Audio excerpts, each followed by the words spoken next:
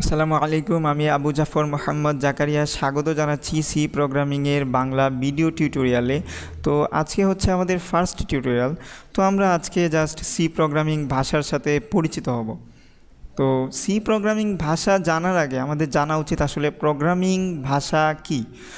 তো প্রোগ্রামিং ভাষা হচ্ছে এমন একটি ভাষা যা কোনো যন্ত্র তথা কম্পিউটার বুঝতে পারে, তাই একে যান্ত্রিক ভাষাও বলা যায়। আর এটা হচ্ছে আর্টিফিশিয়াল ল্যাঙ্গুয়েজ, যার কিছু সিনট্যাক্স অ্যান্ড সেমান্টিক্স রয়েছে। তো পৃথিবীতে এই পর্যন্ত অনেক প্রোগ্রামিং ল্যাঙ্গুয়েজ ব্যবহৃত হয়েছে, তার মধ্যে সি হচ্ছে অত্যন্ত গুরুত্বপূর্ণ একটি প্রোগ্রামিং ল্যাঙ্গুয়েজ। আর এই সি ল্যাঙ্গুয়েজের জনক হচ্ছেন ড্যানিস রিচি। তিনি সর্বপ্রথম ইউনিক্স অপারেটিং সিস্টেমে সি ভাষা ব্যবহার করেছিলেন। তো এখন একটি সি প্রোগ্রাম রান করতে গেলে আমাদের কিছু টুলস লাগবে, তার মধ্যে আইডিই হচ্ছে অন্যতম। এই আইডিইটা আসলে কি? আইডিই হচ্ছে ইন্টিগ্রেটেড ডেভেলপমেন্ট এনভায়রনমেন্ট, যার একটা পার্ট হচ্ছে এই কম্পাইলার। তো কম্পাইলারের কাজ কি? তো কম্পাইলারের কাজ হচ্ছে হিউম্যান রিডেবল কোডকে মেশিন রিডেবল কোডে কনভার্ট করা। আর তো আমি আইডিই এর দুটো ফিচার বলি যেগুলো আমাদের কাজে লাগবে। একটা হচ্ছে টেক্সট এডিটর এবং আরেকটা হচ্ছে ডিবাগার।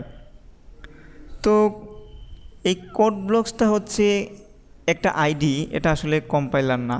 এখানে আমরা একটা পরিপূর্ণ প্রোগ্রাম লিখে সেটাকে রান করতে পারবো এবং আমরা কোড ব্লকসে অনেক প্রজেক্টও তৈরি করতে পারবো। তো আমরা আজকে একটি সি প্রোগ্রাম লিখে দেখি আসলে সি প্রোগ্রামিং ভাষাটা কি। তো আজকে আমরা আমাদের ফার্স্ট সি প্রোগ্রামিং হিসেবে হ্যালো ওয়ার্ল্ড প্রোগ্রাম লেখা শিখব। তো হ্যালো ওয়ার্ল্ড প্রোগ্রাম, আসলে হ্যালো ওয়ার্ল্ড নামে কোনো প্রোগ্রাম নেই।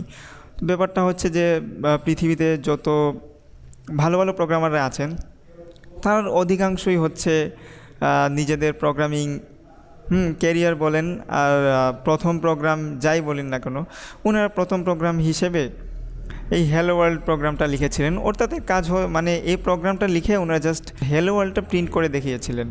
তো আমরা আজকে হ্যালো ওয়ার্ল্ড প্রোগ্রাম লিখতে গেলে কী কী লাগবে সেগুলো একটু জেনে নিই।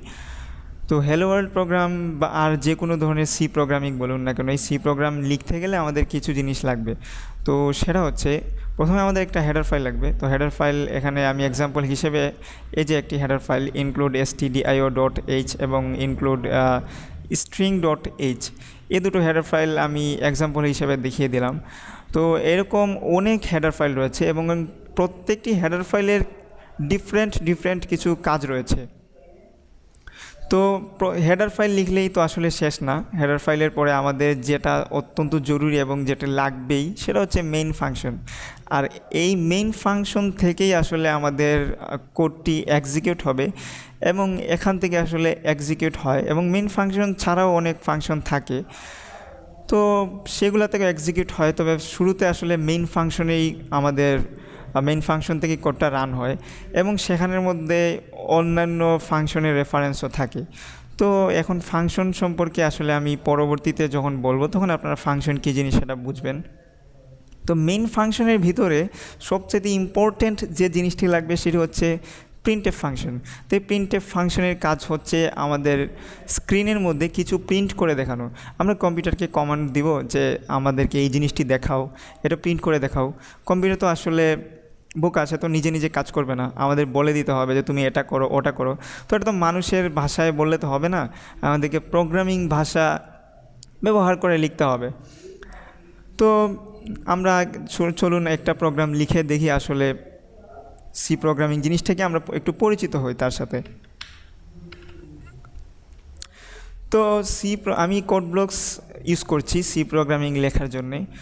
তো আপনারা যারা কোড ব্লকস ইনস্টল করতে পারবেন না বা কোড ব্লকস আপনাদের যাদের নেই, তো তাদেরকে আমি বলে দিচ্ছি যে এই কোড ব্লকসটা আপনারা কোথা থেকে ইনস্টল করতে পারবেন। এই কোড ব্লকস ছাড়াও আরেকটা আমরা ব্যবহার করতে পারি, সেটা হচ্ছে ভিজুয়াল স্টুডিও। তো কোড ব্লকসটাই বেশি ব্যবহৃত হয়।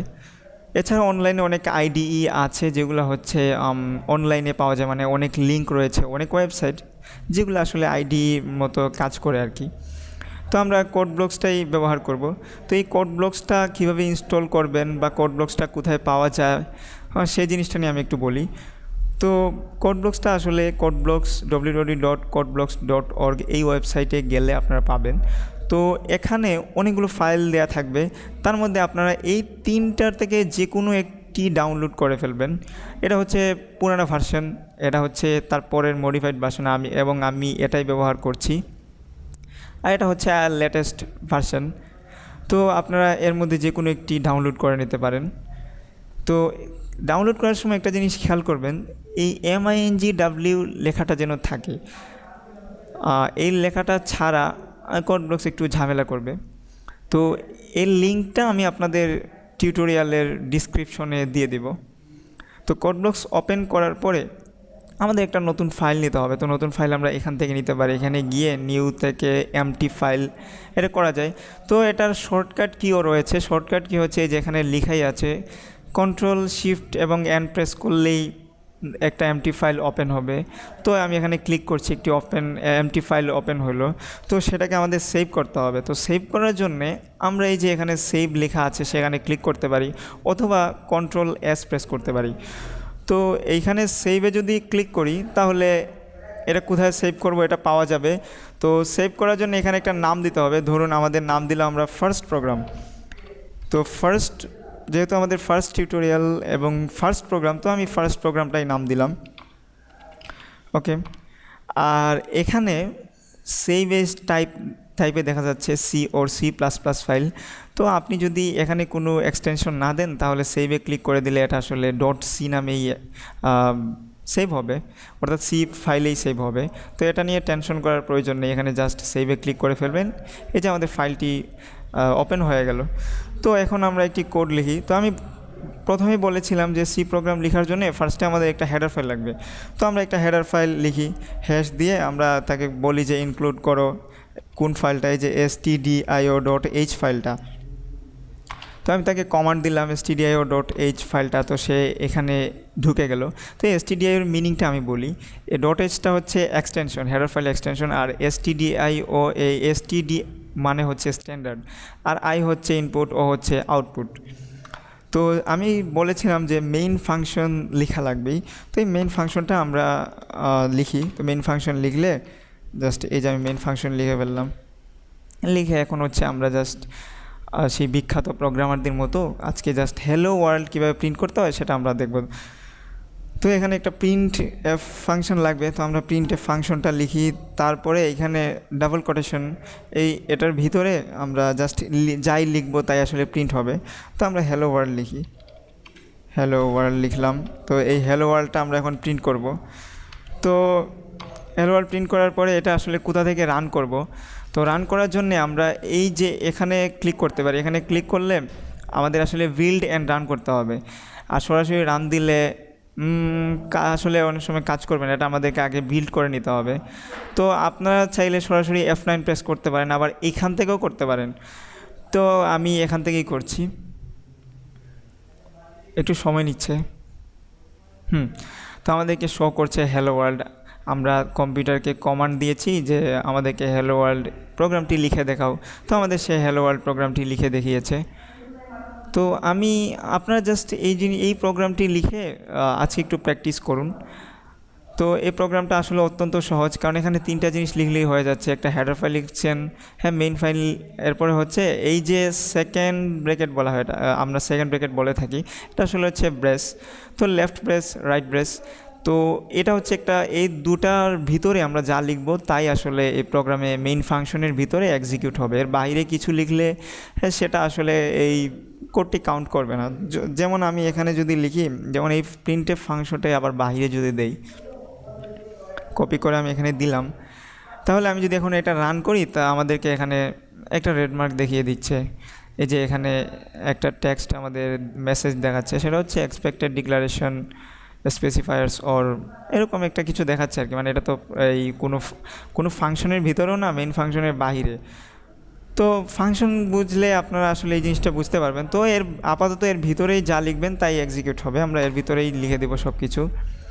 তো আমি এখন একটা জিনিস বলি, সেটা হচ্ছে সি প্রোগ্রামে আসলে এতটুকু লিখলে একটা প্রোগ্রাম রান করা সম্ভব, এবং C++ বা অন্যান্য প্রোগ্রামিং ল্যাঙ্গুয়েজে আরও কিছু জিনিস লাগে। তো আমি এই প্রোগ্রামটাকে একটু মডিফাই করে দেখাই। সেটা হচ্ছে আমরা এখানে রিটার্ন 0 লিখে আমরা আমাদের যে মেইন ফাংশনটা এখানে গিয়ে শেষ হয়েছে তা আমরা টার্মিনেটিং পয়েন্টটা ডিটারমাইন করব, অথবা কম্পিউটারকে বলে দিব যে এখানে আমার মেইন ফাংশনটি গিয়ে শেষ হয়ে গিয়েছে। তো এইটা লিখলে এখানে আরেকটা জিনিস লিখে দেওয়া উচিত, সব প্রোগ্রামার এটা লিখেন বা এটা লেখা উচিত, এটা সৌন্দর্য রক্ষা হয়। প্লাস হচ্ছে এই রিটার্ন টাইপ তো আমরা দিচ্ছি একটা 0, তো আমরা এখানে ইন্টিজারটা লিখে দিব। তো সি প্রোগ্রামে আসলে এত কিছু লাগে না, এখানে ইন্টিজার ছাড়া অন্যান্য ডেটা টাইপে ইউজ করা যায়। যেমন এখন ডেটা টাইপ আপনারা নাও বুঝতে পারেন, সেটা আমি পরবর্তী টিউটোরিয়ালে ডেটা টাইপের সাথে পরিচিত করিয়ে দিব। তো আজকে বলি, ডেটা টাইপ হচ্ছে অনেক ধরনের ডেটা টাইপ রয়েছে। তার মধ্যে এখন মূলত আমি ডেটা টাইপটা কী আসলে সেটা একটু বলে ফেলি। সেটা হচ্ছে যে আমি কোন ধরনের ডেটা নিয়ে এই প্রোগ্রামে কাজ করব, সেইগুলো হচ্ছে ডেটার টাইপ। তো টাইপটা আমাদেরকে ডিক্লেয়ার করতে হয়। তো ইন্ট হচ্ছে ইন্টিজারের শর্ট ফর্ম। ইন্টিজার মানে হচ্ছে পূর্ণসংখ্যা, এটা তো আমরা জানি। তো এটা শর্ট ফর্ম হচ্ছে ইন্ট। আবার এখানে যদি আমি বাংলায় যদি বলি ভগ্নাংশ, তো সেটা নিয়ে কাজ করতে গেলে এখানে আমাদেরকে ফ্লোট বা ডাবল লিখতে হবে। তো এইখানে আসলে সি প্রোগ্রামে এইখানে যাই লিখুন না কেন কাজ করবে, না লিখলেও কাজ করে। যেমন আমি এখানে যদি ফ্লোট লিখি তাও আসলে কাজ করবে। যেমন আমি এটা যদি রান করি তাহলে দেখা যাচ্ছে কাজ করেছে। তো আমাদের এখানে ইন্ট ব্যবহার করাটাই উত্তম। তো আমরা এখানে ইন্ট ব্যবহার করব। তো আপনারা সবসময় এই জিনিসটা খেয়াল রাখবেন। তো ইন্টিজার, এরপর হচ্ছে রিটার্ন 0, এটা দিয়ে প্রোগ্রাম টার্মিনেট করা বোঝায়।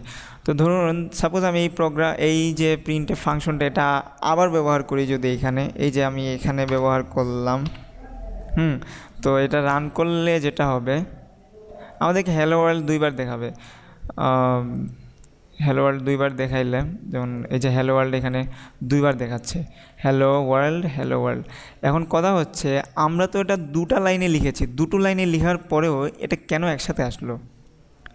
তো আমরা তো বুঝি যে আমরা তো দেখতেই পাচ্ছি 2টা লাইনে লিখেছি, কিন্তু কম্পাইলার বলেন এটা এই যে কোড ব্লকস সেটা তো আর বুঝতে পারছে না। তো তাকে বুঝিয়ে দিতে হয় যে এটা আসলে 2টো লাইনে হবে।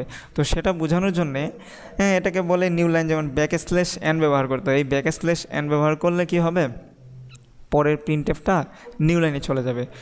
তো আমি এটাকে আবার রান করি, আবার রান করে দেখলে হ্যালো ওয়ার্ল্ড, এখন এটা 2টো লাইনে চলে গিয়েছে। তো এই নিউ লাইন ব্যবহার করাটাও ভালো। আপনারা 2টো জিনিস যদি আলাদা করতে চান এই নিউ লাইনটা ব্যবহার করতে পারেন। বা অনেকগুলো ডেটা নিয়ে কাজ করলে তখন আমাদের ডেটাকে আলাদা করার জন্য নিউ লাইন ব্যবহার করা লাগবে। আর নিউ লাইন ব্যবহার ছাড়াও আপনি যদি চান যে এই দুটো সেন্টেন্স পাশাপাশি আসবে, তাহলে আপনারা জাস্ট যে কোনো একটার আগে পিছনে স্পেস দিয়ে দিলে হবে। যেমন এটার পিছনে যদি আমি স্পেস দেই, তাহলে এটাকে যদি আমি প্রিন্ট করে দেই, এই যে হ্যালো ওয়ার্ল্ড লেখাটা চলে আসলো। তো এর রিটার্ন 0 এর কাজ আমি একটু দেখাই। সেটা হচ্ছে, ধরুন এটাকে আমি এখান থেকে কাট করে এখানে নিয়ে গেলাম। তো এখন যদি আমি কোডটা রান করি তাহলে আমাদের দেখুন আসলে কি দেখাচ্ছে, এই যে একটি হ্যালো ওয়ার্ল্ড দেখাচ্ছে, কারণ আমি মেইন ফাংশনকে বলে দিয়েছি যে আমার কাজ এখানে গিয়ে শেষ হয়ে গিয়েছে, রিটার্ন 0, তোমার আর কাজ করা লাগবে না। সুতরাং সে নিচে আর আসবে না। নিচে আমি যদি হাবিজাবি যাই লিখি না কেন সে আসলে এক্সিকিউট করবে না। আমাদের এই রিটার্ন 0 এর আগ পর্যন্ত সব কিছু এক্সিকিউট করবে। তো আজকে আসলে এতটুকুই। পরবর্তী টিউটোরিয়ালে আমি ডেটা টাইপ এবং এই হ্যালো ওয়ার্ল্ড প্রোগ্রাম নিয়ে আরও কিছু ইন্টারেস্টিং জিনিস বলবো। তো পরবর্তী টিউটোরিয়াল দেখার আমন্ত্রণ জানাচ্ছি। Thanks for